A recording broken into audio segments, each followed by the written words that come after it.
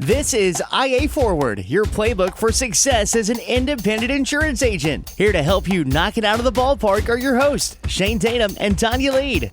Welcome to IA Forward. Today I want to talk about something that as business owners, we don't always do well, and that is following the directions because we know better. I never follow the directions. Do you follow the directions? I usually do. Yeah, I take like the extra 5 to 10 seconds and read the directions. I don't know a lot of guys that follow directions. You argue with the GPS, don't you? It's not even the GPS. Yes, enough of that, but I got some new lighting for my camera stuff here, and sometimes it looks like I've got like a darkness across my eyes and face, and it doesn't do well if you are trying to do marketing and social media and you're trying to implement video. And so I got these new lights because the ring light that you got me many moons ago now, it's become aged. But on top of that, it just wasn't good for my setting. Like I couldn't put it where I wanted to put it.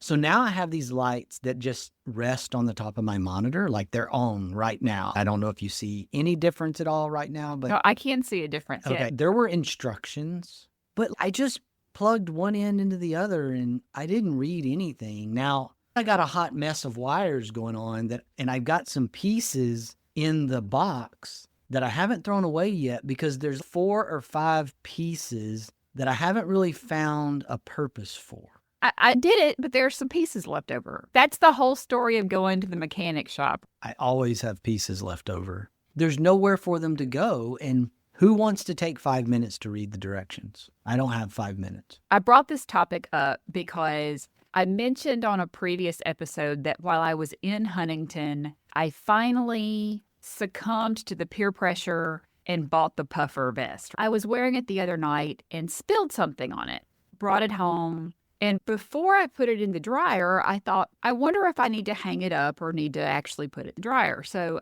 I grabbed the puffer out. I looked at the washing instructions and it says machine wash cold separately, gentle cycle. Yes, good there. Do not use fabric softener. No problem. We're there. And then it says this, tumble dry low inside out with 3 clean tennis balls. Now, I don't know about you, but I don't keep 3 clean tennis balls in my laundry room. That's just not a thing. And Daniel was on a video call. He's the one in our household that plays tennis. I have no idea where the tennis balls are, much less 3 clean tennis balls.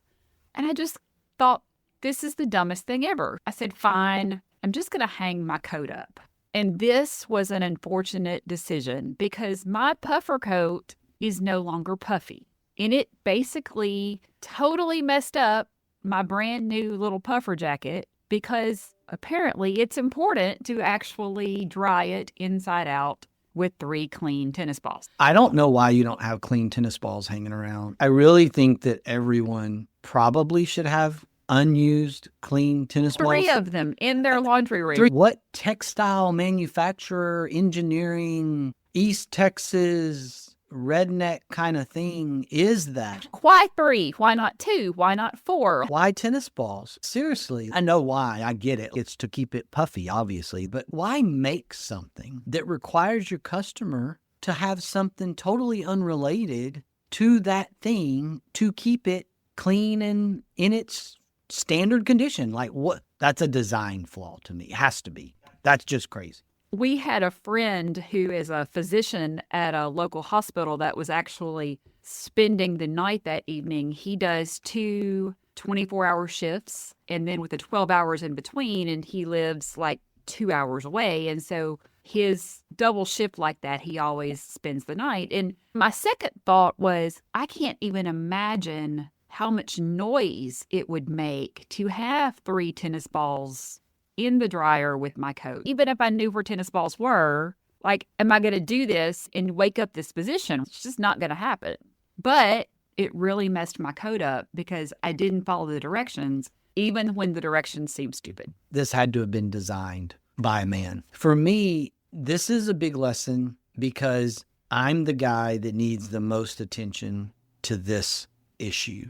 I am just absolutely horrendous at reading directions. I even scan at best directions. If I'm going to read anything, it's a scan of the directions. And I'm going to get to tennis balls and go, what? Whatever. Like, I'm not doing that. The tennis ball that I know I have was for agility workouts for my former coaching days, and it is not clean. And I'm not going to Academy or Dick's or wherever and buying new tennis balls for one process to be cleaned. There's a lot of this in our life, isn't there? There's a lot of things like this. Absolutely. But the reason I brought it up, I started thinking about our independent agency owners, and a lot of them are coming out of the captive system. They owned Allstate agencies. They were at Liberty Mutual. They were farmers agents. And when they start their independent agency, it is, oh my gosh, I'm going to do this my way. And I'm not going to listen to anybody else.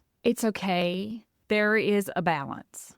And yes, it is exciting to not have to follow somebody else's rules because you know what you're doing. You don't need to follow those rules. However, sometimes some outside instruction really is a good idea when you're making that transition, or even once you've been in the business 15 or 20 years. Whether you're transitioning from the captive system, whether you're transitioning from producer role to agency ownership, those two scenarios, you have been under rules, somebody else's rules. And a lot of the frustration there comes from just not being able to do it your way. You see things or you interpret things. We went through this conversation just in the last couple of weeks about a few things internally, operationally, that we were looking at. And I was involved with our partner operations leader, Holly Howard, and my wife, who's our accounting manager. And we were walking through some old stuff and like, why do we do this? There's actually really good reasons why we actually did what we did. And that's this kind of transition dilemma is you learned under someone or you were trained by someone who had a lot of success, but you saw things that you felt were dumb and you needed to do differently. And your mindset is, I can improve on this process. That in and of itself is called innovation, and innovation is great. And I encourage innovation. That's why we talk about things in terms of best practices versus rules. Best practices are kind of directions for multiple people that have had success. Like the data set is like many people went before you, did something, whatever that is, successfully, and therefore this idea became a best practice. And I love that idea. Like that in and of itself doesn't mean that you're deciding to ignore directions. Like what you're deciding to ignore is a form of directions that all these people did really well, but you're smarter than them. They're all dumb and you're smart. And maybe there is a percentage chance that's true. You may be the Elon Musk of the independent insurance agency system. And that's great. You can lead us to the promised land. For the other 99% of us, we should probably pay attention to best practices, directions. When I ask this question, I am not picking on 20-somethings. Did you know everything in your 20s? I knew everything. I was smarter than everybody, smartest guy in the room. I just got through 30 minutes ago giving an opening orientation session to a new group of agents that joined our network right before I come in here to talk with you. And I'm going over that. I'm telling them about who I was in my 20s and all the errors of my ways. And here we are. This is a great example. I tell people all the time the things that I did wrong. Like that's a form of directions to me is I'm saying what I did wrong and I'm embracing the fact that I failed so that hopefully others will not repeat that mistake. And we have a business centered around that. We have a podcast that has somewhat centered around that. It's important that I pay attention to some of the innovation coming out of the 20s and 30-somethings right now. Like I'm not snarky to a generation. I believe lifelong learning is super, super important as a business owner. And I have a lot of things I can continue to learn. As we age and we get into maybe the last quarter of our business life, The biggest mistake we can do for those that are in my age, that are in their 50s, certainly for those that are in their 60s, is to stop listening to directions, like to think that you have all the knowledge you ever need and you have no knowledge to gain. AI is showing us that's not true. There's really innovative ideas coming out of the generations before me and you. There's really exciting things happening. I love that our agency network is multi-generational. I just had a conversation again a few minutes ago with second generation coming into mom and dad's agency and the excitement that he has and just asking for some guidance around how do they transition? How do they work together? How do they do things? And I have that experience. Some great things, some not so great things, some things that we could have done differently. That's a form of directions. I love that we have that in our network because I'm learning still. I'm the figurehead. I'm supposed to be leading the network in this organization that's got 35 employees and 100 and something partners. And there's a lot of people when I lay my head down at night that depend on a decision I make. And yet I have so much to learn from so many of them. And the minute that I say I don't have anything else to learn, I'm throwing directions away as soon as I open up the box. And I'm probably going to ruin my puffy jacket because I needed tennis balls. Several weeks ago at my father's funeral services and then at the gathering after, I was absolutely overwhelmed with the mentors that I have had in my life over the years that came in and were there, you included. And as we were standing around having conversations, and it was almost as overwhelming to me, the level of gratitude that I had for the people that were there that had poured into me. And like I said, in my 20s, I knew everything. And so looking back over those hours of things that people had said to me and advice they had given me and questions that they had asked, I cannot believe how blessed that I have been to have such extraordinary people that looked beyond Tonya knows everything to look, sister, you really don't. And let's work through this. And take the time every once in a while to think about that and the incredible people that have poured into you. And maybe the lesson didn't make sense when you were 26. It may make sense now that you're 46. And if we don't take the time to reflect back on those things, then we're missing so much. We need that pause time to reflect. I have this big fear that the people that respect me today and know me as Shane in his 40s and 50s, that they will somehow converge with people that knew Shane in his 20s and wreck everything that I've worked so hard to build and correct. And I want to apologize to those people from my 20s that I don't know, that haven't come with me through this journey. But at the same time, like, I don't want those people from my 20s to interact with those people from my 40s and 50s. That makes me a nervous wreck because we mature and we get better and we learn. And Shane, I do not have time to buy tennis balls. I do not want to buy tennis balls. And it is really stupid that I need those in my laundry room. A high school classmate, he's been very successful in the IT world. He lives in Wyoming, Montana now, has a really cool blog, has become very fit in the sense that he fitness and physical health and mental health are a big part of his life. He put a poll out on LinkedIn, and basically the biggest vote getter for why people don't work out, why people do not pay attention to their diet, why they don't pay attention to their physical health, ultimately their mental health, is time. I don't have time. You have time. This is where I interject the stop doing list, all right, to come full circle here. This is also where I interject get up earlier. The 5 a.m. club, people who get up 5:30 in the morning. That sounds ludicrous to those of you that love sleep. And I love sleep. But what's really interesting is Julie and I, as empty nesters, and now that we're older, when we sleep in, that usually means 7:30. That doesn't mean like 10. When we get up at 7 or 7:30, like, we're sluggish. When we wake up at 5 or 5:30, sure, we're hitting a wall at 9 o'clock at night instead of 10:30 or 11 at night.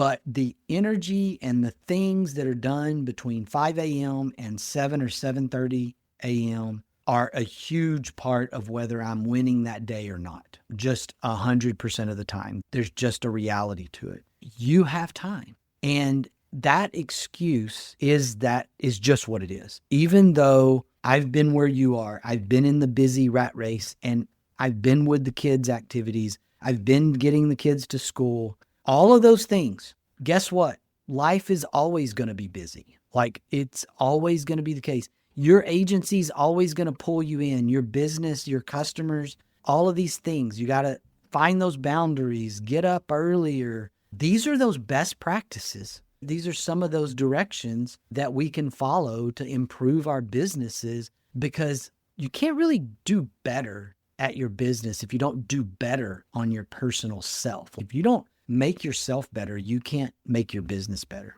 I was on a panel at an event in Washington, D.C. 2 years ago, and there were two questions that were asked of me that had very different answers from anybody else. And one of them was, what intimidates you? And there's really not a whole lot that intimidates me, just because I've always really felt like I could do anything. But I thought about it later, and I've thought about that question over the last year and a half. And you know what my answer really is? That's anything to do with accounting.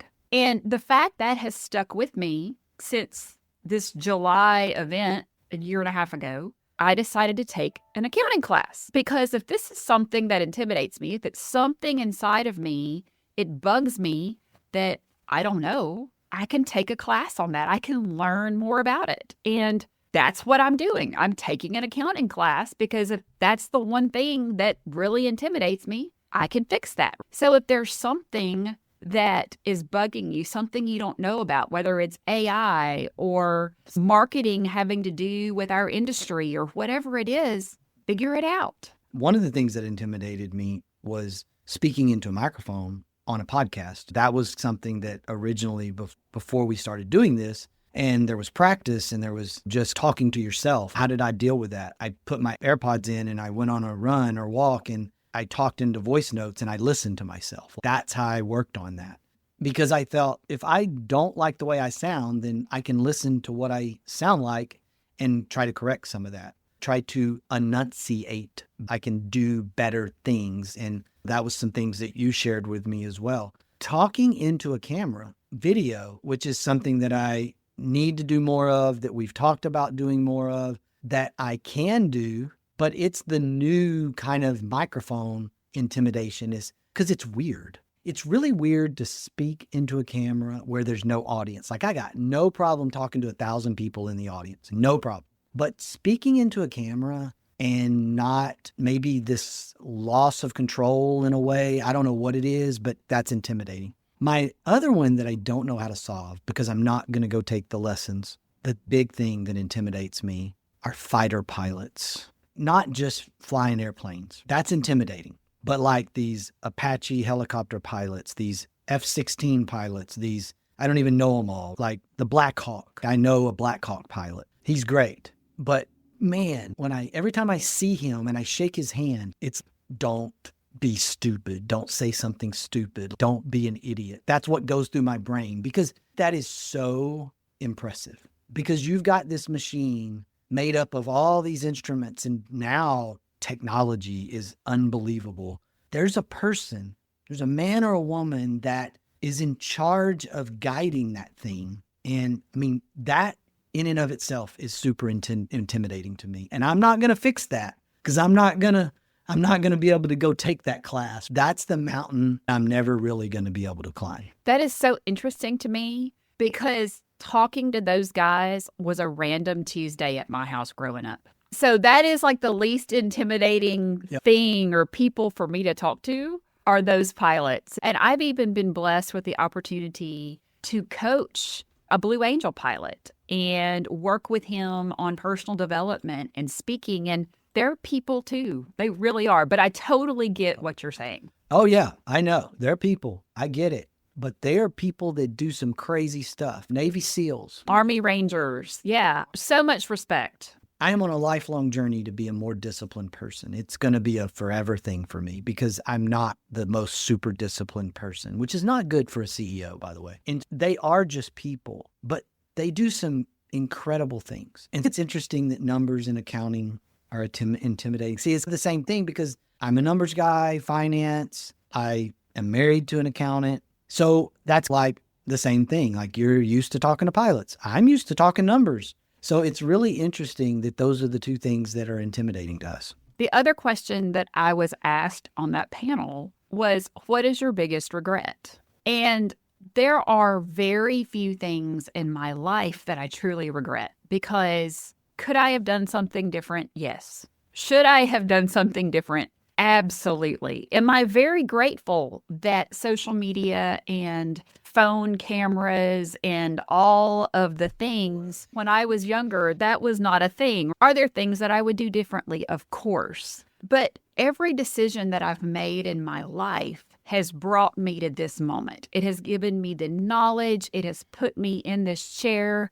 It has given me the opportunity to share all of the stupid things that I've done in my life to help other people grow and be successful. So are there really things that I truly regret? Not so much. I'm not a big regret guy because even though I wish I would have done different things, the things that we regret are things that have shaped us. And people say, don't live your life with regrets or whatever. No, there's a saying in sports, leave it all on the field, no regrets. The decisions, good and bad, we make shape us. And I believe that's important. I don't really think about it that way. I agree with you that there are things that I wish I would have done differently, but they're not necessarily things that I want to go back and do differently because I learned such a great lesson from it. And now I'm a better person because of it, or my children are better people because of it. I want to go back real quick to the fighter pilot or the accountant, CPA. They have to follow directions. I was thinking while you were saying that about the regrets, and it hit me, the checklist a pilot goes through just to start the engine. The checks and balances of accounting, generally acceptable accounting principles, GAAP, like those are rules, those are directions, those are really important, or the IRS doesn't like you very much. There are things that those disciplines, fighter pilots or pilots and accountants are two examples here that we've said intimidate us.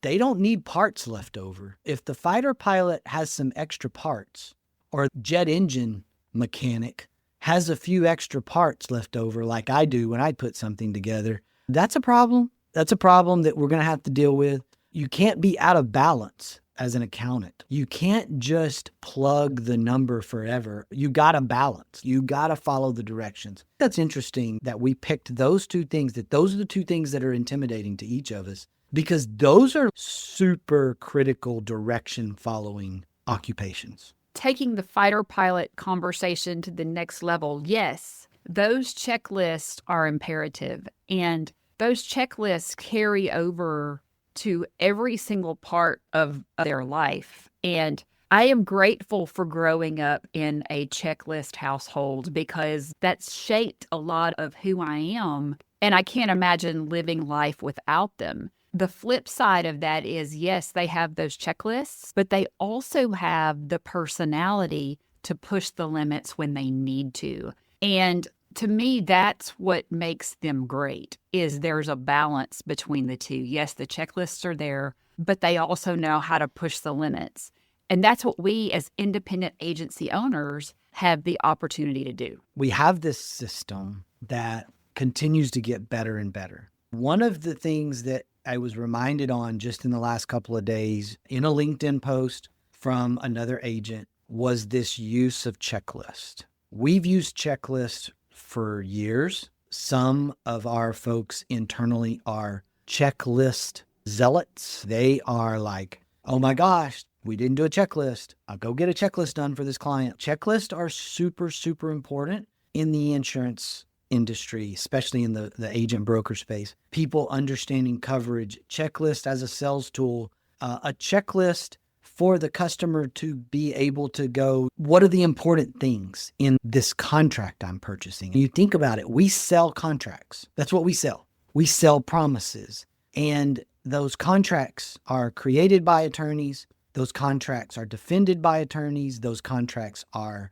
litigated, sued by attorneys. It's a contract. And most of us in the insurance industry are not attorneys, but we spend our days around contracts. Following directions becomes extremely critical for us to be successful. And it's also part of our own loss control in our own errors and omissions environment. And so I was reminded of this just the other day in an agent using checklist and the new year. This is a good time to stop and look and make sure that the named insured on your policy is correct. We blow that off, but that's a big deal. One of the first things you learn in insurance is who is an insured. And who is an insured is not just whoever you want. There's very specific contractual definitions about that. To geek out for a second, following directions and why it's important to follow directions. That's not what this is. This is because we're in the contract business. We sell a contract. Most of our customers on the commercial side, we're selling a contract to fulfill a contract. If you really want to get weird for a second, that's a big deal. Most people on the commercial side are buying insurance, yes, to protect their business, but 80% of the reason they're buying insurance is because they sign a contract with somebody that requires them to buy insurance. There's so much of this that goes into why we need to be following directions. I'm going to leave us today with this quote from NBA coach Phil Jackson. Wisdom is always an overmatch for strength. Attitude's a choice. Make a great one. Bye, y'all. At the Integra Partner Network, we understand that carrier access is the key to your agency's success. That's why Integra offers direct access to top-rated personal and commercial carriers, ensuring your agency thrives in today's challenging market. And with our comprehensive resources, profit sharing and bonus opportunities, technology and peer support, all while you retain 100% of your book with no penalties to exit. Integra is ready to empower you and your agency to find sustained growth. Find your way to Integra. Visit IntegraPartnerNetwork.com today. That's IntegraPartnerNetwork.com.